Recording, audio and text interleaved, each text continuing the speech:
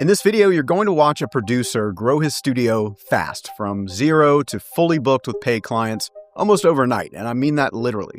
I'll show you exactly what we did, but you're also going to see that it almost wrecked his career. We're going to analyze why this often happens to new producers, because growing fast really only works if you're prepared for what happens when you finally get what you want. So that's my goal with this video. I'm Daniel, an advisor here at Dark Label, where producers just starting their careers all the way up to Grammy-winning veterans hire us to help develop their business. And this is one of our producers, Dunstan Wang from Vancouver.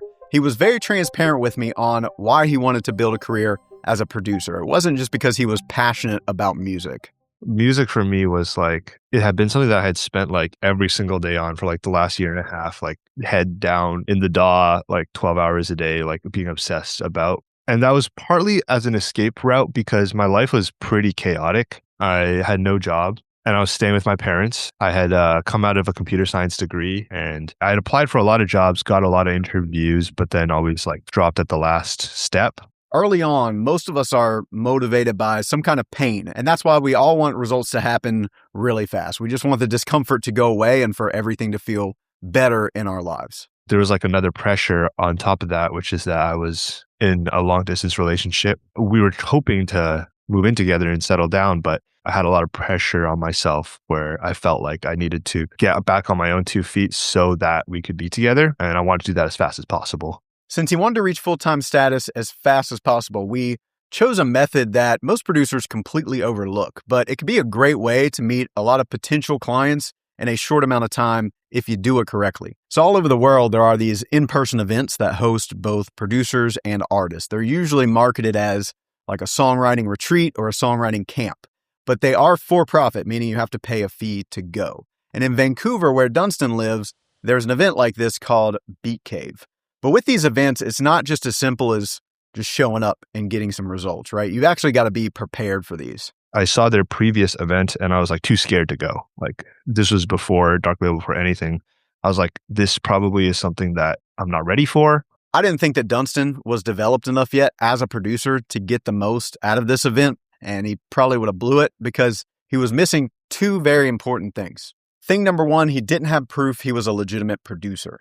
Dunstan had experience producing music like for himself and for friends, but he'd never had the opportunity to work with talent on a major level, so he wasn't really sure how he stood as a producer. So I put him in sessions with some bigger writers and producers who were out of his league so we could uncover any skill gaps that he had. When I made tracks before, I was really nervous because I didn't have anyone in the industry. I didn't have any connections. And so I thought it was good, but I could have been delusional. And I was talking with Aaron and with Callie and with all these people. And they were like, yeah, this is good. You just need to make this and that tweak. It's competitive with industry level. I was like, wow, that's really encouraging to hear. And this immediately increased his level of professionalism because he saw for the first time how people ahead of him actually work. It also made my production process a lot faster. Before it would take me 6 months to make one pop track. And then after that, it was 2 weeks. I'm the first idea I had was a good one. And I can just run with that because I'm not doubting myself every single step of the way. Now, our goal here was just to separate him from most other indie producers at his level because now he had a portfolio of songs that serious people would take seriously. So that gave him a competitive advantage. But that alone wasn't going to fully prepare him for this event. There was another thing that he was missing. Thing number two, he wasn't ready to run a business yet. Dunstan's next problem was something that I see with a lot of younger producers nowadays. I've done some business conferences and things like that. And I have a lot of friends who did business school. And my impression, which I now realize was pretty misinformed, was that business always felt very snaky in a way.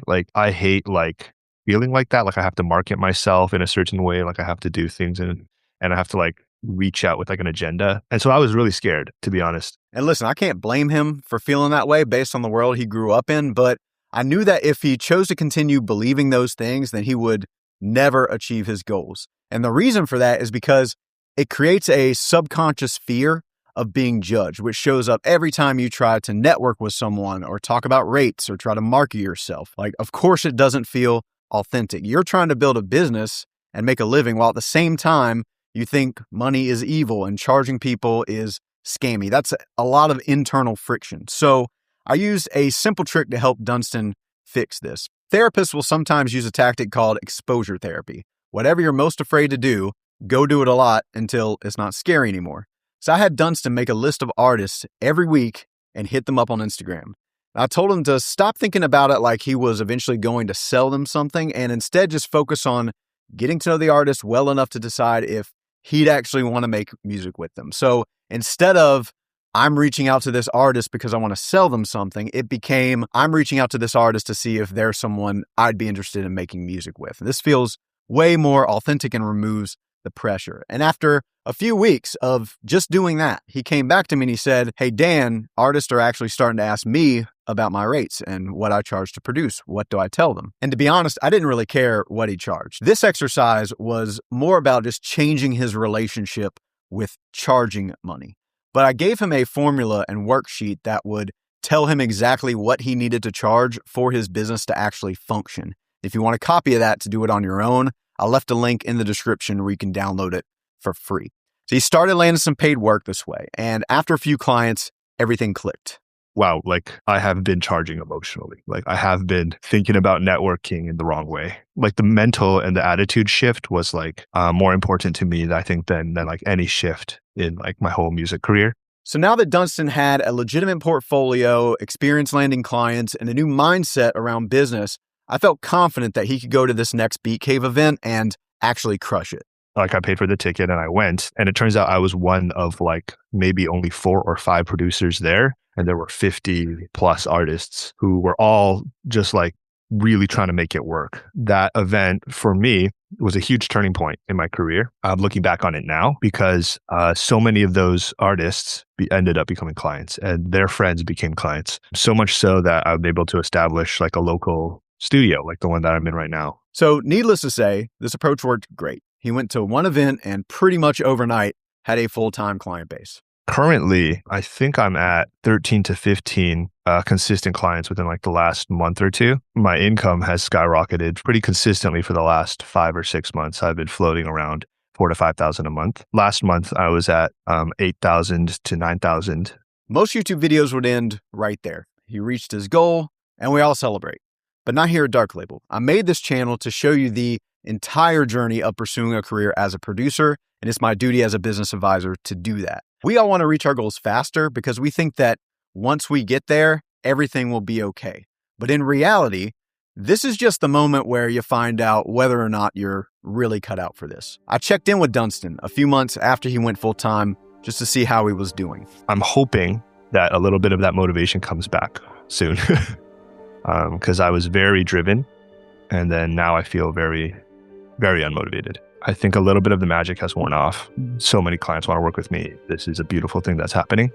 And now it's become more of this is going to be the rest of my life as I know it for now. Not to say I'm ungrateful.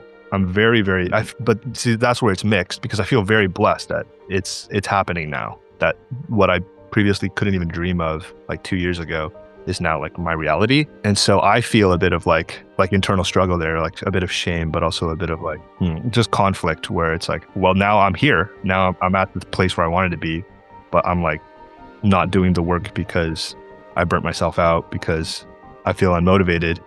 I just think I need to get through a bit of a slump and then just continue growing at a steady pace. So I'm excited, but also just, stressed and anxious. I want you to think back to what I said at the start of this video. Dunstan's drive for success was primarily motivated by pain. He felt lost. He didn't want to take a corporate job after college, but, was living at home, needed to make money, was trying to move his fiance across the country. It was a lot of pain. But once he actually reached his goal and all that pain went away, so did his motivation. The part that no one tells you is that you have a period where you have to grieve the loss of that initial motivation and excitement, and it'll have to be replaced with a new excitement and motivation, but you'll have to find that. There's usually a gap in time before that happens. And I don't care how talented or driven of a producer you are, you will at some point go through a rut like this, not just once, but many times. So when it happens, just know that nothing is wrong with you and you can get through to the other side if you choose to. Because having a sustainable career as a producer has so little to do with the tactics and strategies, and it has everything to do with how well you can make it through times like this.